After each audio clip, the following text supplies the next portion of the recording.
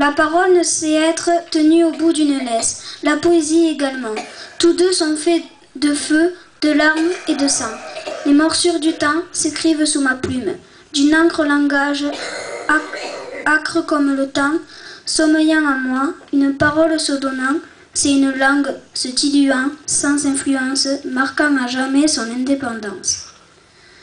La parole est multicolore, cosmopolite, prend des airs terribles quand elle se permet de sortir de son horizon.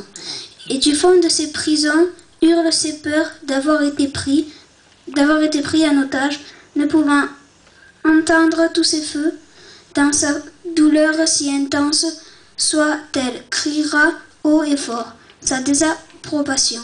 La parole est d'action, la poésie est revendicative.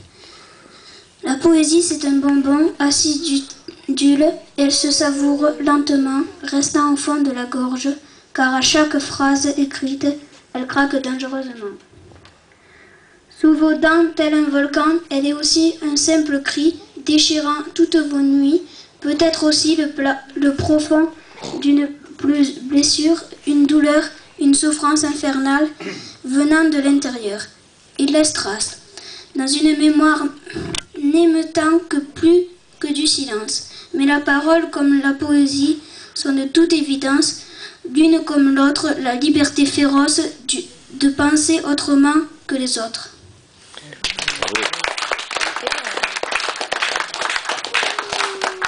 Je vais vous jouer un morceau là, c'est Georgia, peut-être vous le connaissez. Oui. Georgia.